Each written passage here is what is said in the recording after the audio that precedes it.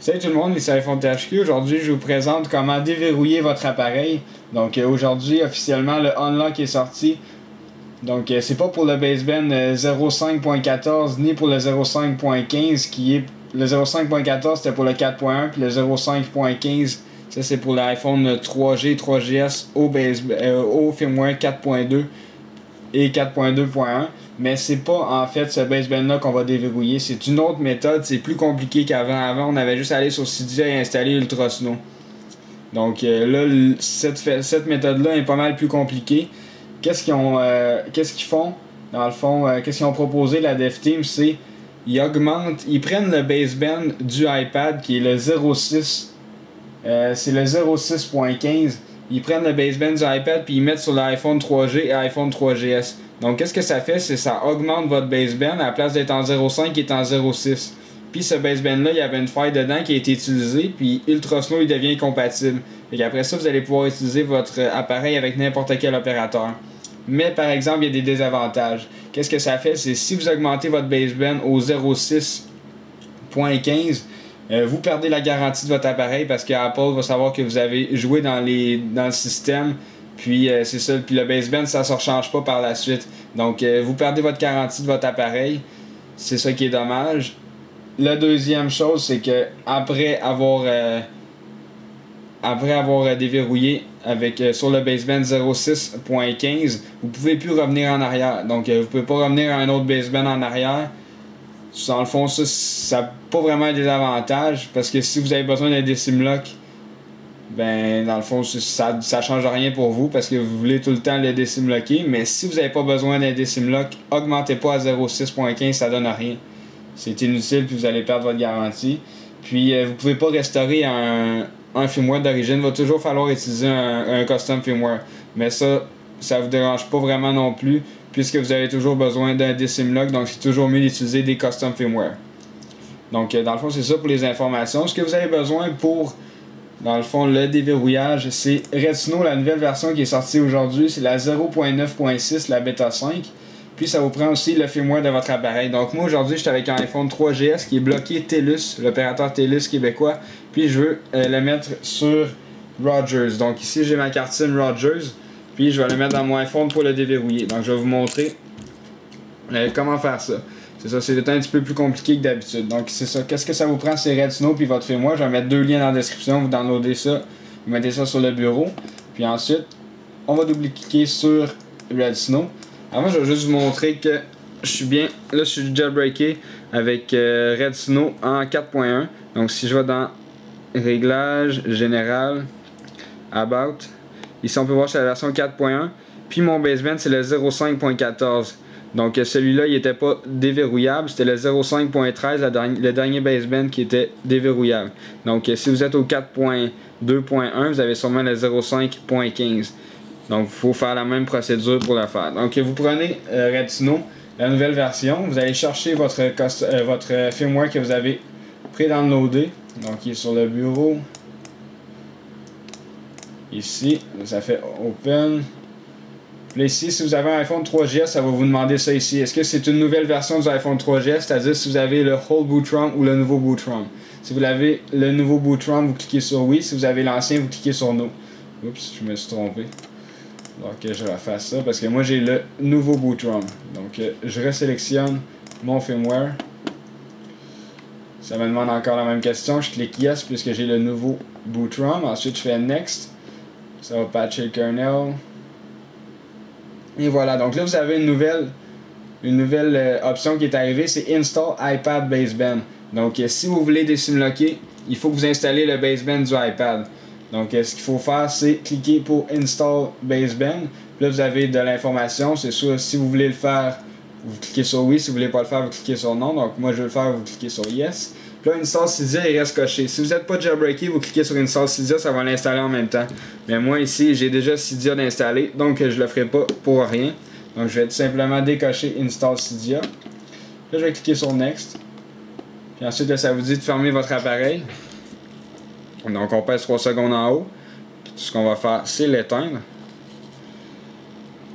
Puis ensuite, là, qu'est-ce que ça nous dit? C'est le mettre en mode DFU. Donc, dès qu'on va cliquer sur Next, on va le mettre en mode DFU. Donc, si on clique sur Next, ça va dire de peser 3 secondes sur le bouton d'en haut. Après ça, 10 secondes les deux en même temps. Puis après ça, on relâche celui d'en haut et on maintient celui d'en bas pour une dizaine de secondes. Donc, on y va.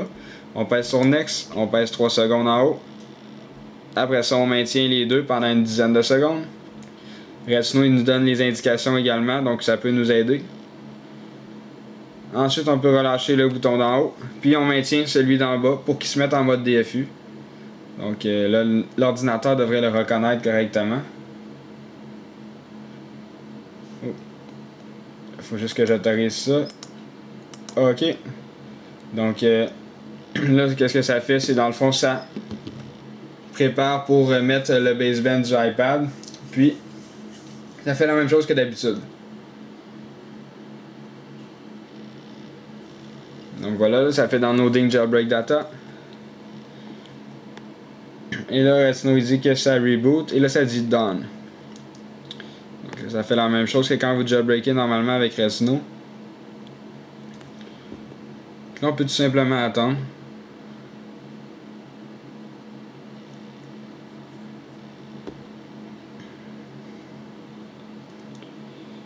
Ça devrait pas être trop long.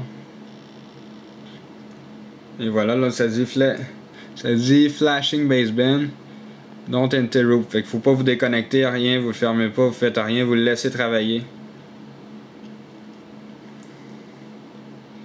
Puis après ça, quand ça va se redémarrer, sur notre iPhone 3G ou 3GS, on va avoir le baseband 06.15 qui est le baseband du iPad. Puis après ça, on va pouvoir installer Ultrasnow via Cydia.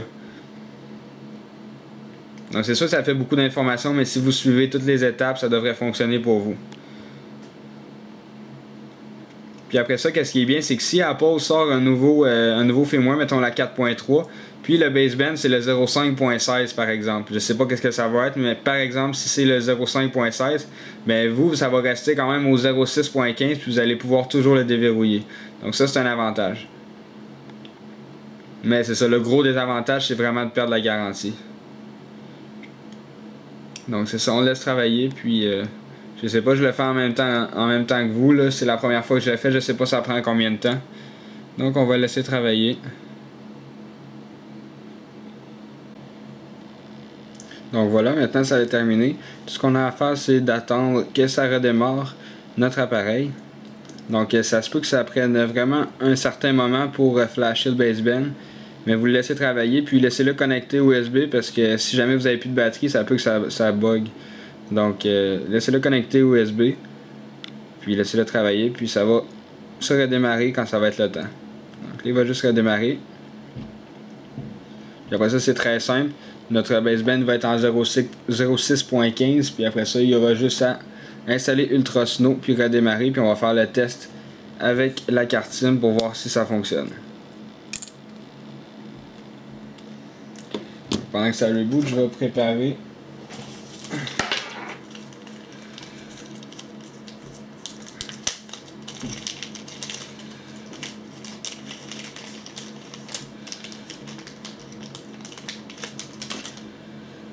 mon petit truc pour enlever la carte SIM. Donc là, on peut voir qu'elle a redémarré. Si on fait slide to unlock, on va dans Settings. Ici, on peut voir le baseband 06.15.00. Donc, on voit que ça a fonctionné. On est au bon baseband, puis on peut le déverrouiller. Donc, qu'est-ce que je vais faire? Je vais tout simplement mettre la carte SIM Rogers.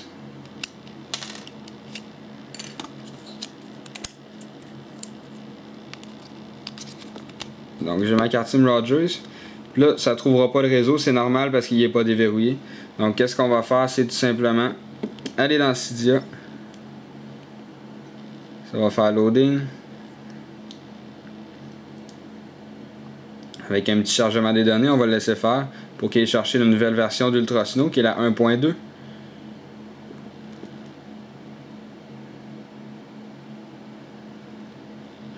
Peut-être que je l'ai déjà. Et voilà, donc la 1.2 est déjà là. On va laisser faire le reloading data, ça devrait pas être trop long. Donc on dit que ça peut déverrouiller ici le 06.15.00. Donc un grand merci à Sheriff Assim qui a découvert ça. Oups. On va revenir. Donc voilà, on fait install, confirm. Puis là, ça fait tout simplement installer Ultrasnow. Puis ça va demander de redémarrer l'appareil une deuxième fois. Ben, une deuxième fois, en fait, c'est tout à l'heure, ça l'a redémarré. Après avoir installé. Oups, ok, là, ça redémarre. Puis ensuite, vous allez sûrement pouvoir avoir du réseau, ce qui est très probable. Donc, on va le tester en même temps.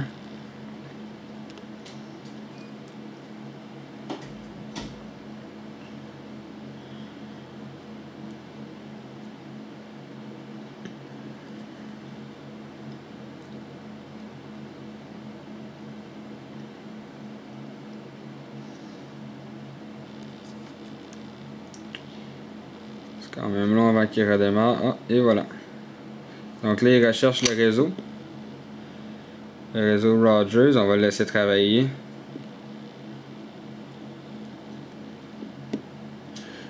Ici, on peut voir Rogers 8.0.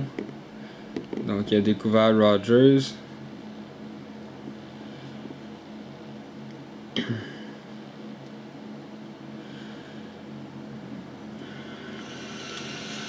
Ça devrait pas être trop long. Et voilà, ça dit iPhone is activate. Donc, Rogers. Puis ensuite, je peux faire des téléphones. Puis envoyer des SMS. Donc, c'est ça. Fait que dans le fond, là, il est compatible. Puis vous pouvez le mettre avec n'importe quel opérateur. Dans le fond, c'est ça, c'est iPhone THQ. N'oubliez pas de vous abonner à mon canal de YouTube pour recevoir toutes les prochaines vidéos que je vais mettre en ligne. Et visitez aussi le site internet iPodTouchIsopro.com. Merci beaucoup, au revoir.